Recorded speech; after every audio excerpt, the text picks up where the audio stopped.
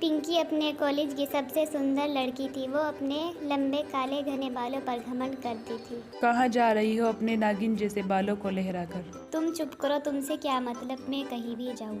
कभी घर का काम भी कर लिया करो या सारी जिंदगी इन बालों में ही गुजारोगी? जिसके बाल होते हैं ना वही समझता है। पिंकी और उसकी बहन में हमेशा लड़ाई रहती थी और पिंकी उसके छोटे बालों का मजाक उड़ाया करती थी। रोहित अपने कॉलेज का सबसे हैंडसम लड़का था और वो पिंकी को पसंद करता था। एक दिन वो पिंकी के पास आया और पिंकी से बोला, वो क्या है ना, मैं तुमसे प्यार करता हूँ और तुमसे शादी करना चाहता हूँ।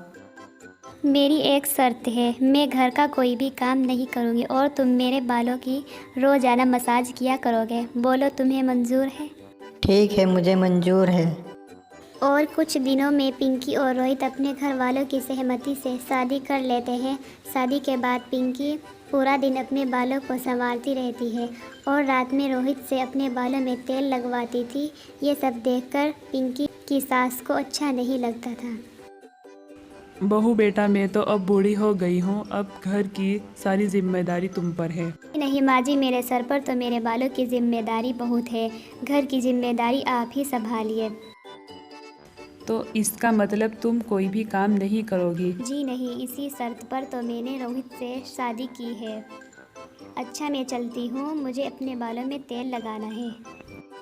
इसी तरह पिंकी घर का एक भी काम नहीं करती थी। एक दिन पिंकी रोहित से सर की मालिश करा रही थी, तभी रोहित से पिंकी का एक बाल टूट जाता है।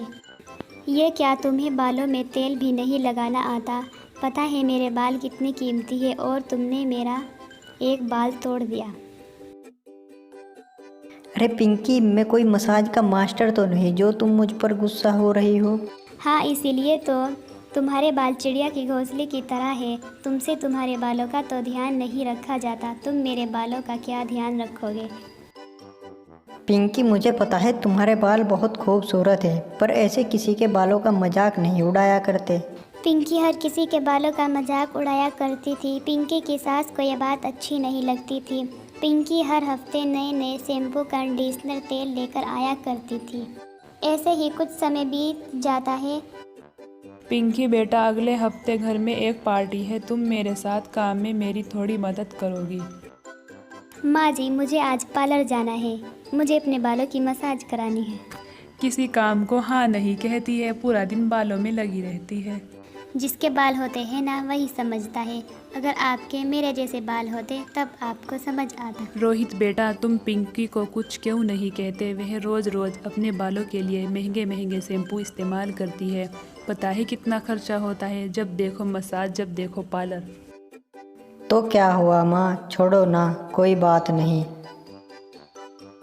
अगले दिन जब पिंकी नहाने के लिए बाथरूम में जाती है और जैसे ही अपने बालों में शैम्पू करती है, उसके सारे बाल झड़ने लगते हैं। खुद को गंजा देख जोर जोर से चिल्लाती है और बाथरूम से बाहर आ जाती है और चीख सुनकर रोहित भी बाहर आ जाता है।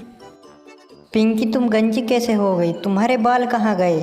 लगता है पार्लर वाले ने कुछ तो गड़बड़ की है, मेरे सारे बाल उतर गए। तभी वहाँ उसकी सास आ जाती है।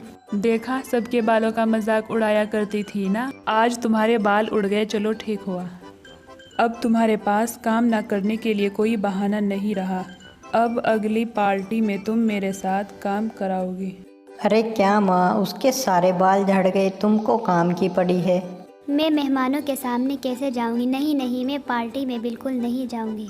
तुम चिंता मत करो पिंकी, कोई ना कोई उपाय ज़रूर निकल जाएगा। पार्टी के लिए अभी वक्त है। पिंकी रोहित के हाथ में एक लंबी सी तेल और शैम्पू की लिस्ट थमा देती है और कहती है, मैंने सुना है ये तेल लगाने से 1 हफ्ते के अंदर बाल आ जाएंगे। ठीक है, ऑफिस से लौटते समय मैं ये सामान लेता आऊँगा। फिर पिंकी अपने आप को कमरे में बंद कर लेती है और उसकी सास दरवाजे के पास आकर बोलती है, अरे ओए गंजी कहीं की, अब काम ना करने का क्या नया बहाना है तुम्हारे पास? चलो चलकर मेरे साथ काम में मेरी मदद कराओ।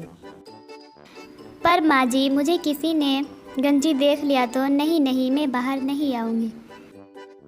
अरे तुम बाहर तो आओ, मेरे पास एक उपाय है जिससे तुम्हारा सर नहीं दिखेगा और किसी को पता भी नहीं चलेगा कि तुम्हारे सर पर बाल नहीं है।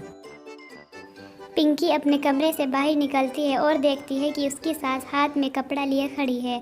उसकी सास उसके सर पर पगड़ी बांध देती है और उससे घर का सारा काम करवाती है।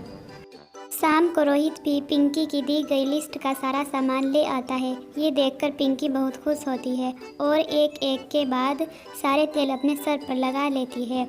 ऐसे ही कई दिन बीत जाते हैं और पार्टी के लिए एक ही दिन बचा होता है और पिंकी के सर पर एक भी बाल नहीं आता है। ये सब शैम्पू और ऑयल लगाकर देख लिए लेकिन एक भी बाल सर पर नहीं आया। मैं क्या करूँ, पार्टी के लिए एक ही दिन बचा है। तुम परेशान मत हो पिंकी, मैं कुछ करता हूँ। तो क्या हुआ, सिर्फ बाल ही तो नहीं है तुम्हारे सर पर। आपके बाल है ना, इसलिए आपको इस गंजी का दुख नज़र नहीं आ रहा है। पिंकी की सास को इस बात की खुशी होती है कि उसकी बहू को दूसरों की भावना की कदर करनी आ गई है और पिंकी दिन भर सारा काम करती रहती है, जिससे पिंकी को तरह तरह के पकवान भी बनाने आ जाते हैं और अपने घर की सारी सफाई भी करने लगती है। सो भी जाओ पिंकी, कुछ ना कुछ हल ज़रूर निकल जाएगा। अब कुछ नहीं हो सकता, वैसे भी तुम्हारी माँ तो बहुत खुश है ना, फ्री की नौकरानी जो मिल गई। रोहित से पिंकी का यह दुख देखा नहीं जाता। वह अगले दिन पिंकी के लिए नकली बाल ले आता है। ये देखो, मैं तुम्हारे लिए नकली बाल लाया हूँ। अब तुम पर कोई नहीं हंसेगा और तुम पार्टी में भी जा सकती हो। पहले की तरह तुम्हारे घने बाल नजर आएंगे। अरे वाह, मैं इस पार्टी में जा सकती हूँ। पिंकी नकली बाल लगाकर पार्टी में आती है। पार्टी में उसकी बहन मधु भी आती है। अरे पिंकी, तुम्हारे बाल इतने छोटे कैसे हो गए। मधु जैसे ही पिंकी के बाल छूती है और नकली बाल उसके हाथ में आ जाते हैं, सभी गंजी बहू को देखकर हंसने लगते हैं। अरे तुमने बताया नहीं है, तुम्हारी बहू गंजी है, इसके बाल नहीं है। ये क्या हुआ पिंकी, तुम्हारे बाल कहाँ गए। पिंकी को यह सब सुनकर बहुत बुरा लगता है और उसकी आंखें भर आती हैं। अरे मेरी बहू तो लाखों में एक है। उसकी पहचान उसके बालों से या उससे नहीं कि वो सर पर नकली बाल लगाती है। उसकी पहचान उसके स्वभाव और नेक दिल से है। वो एक अच्छी इंसान है। मुझे माफ़ कर दीजिए माँ जी, मैंने अपने बालों के घमंड में आपको ना जाने क्या क्या बोल दिया। मैं अब किसी भी बात पर घमंड नहीं करूँगी। पिंकी बेटी, इंसान की पहचान उसके बालों या खूबसूरती से नहीं, उसके कर्मों से होती है। आप सब लोग मुझे माफ़ कर दीजिए। मैंने आपके सभी बालों का मजाक उड़ाया था। मुझे इसकी सज़ा मिल चुकी है। फिर पिंकी सबका सम्मान करती है और घर के सारे काम करती है और अपनी ज़िंदगी खुशी खुशी गुजारती है।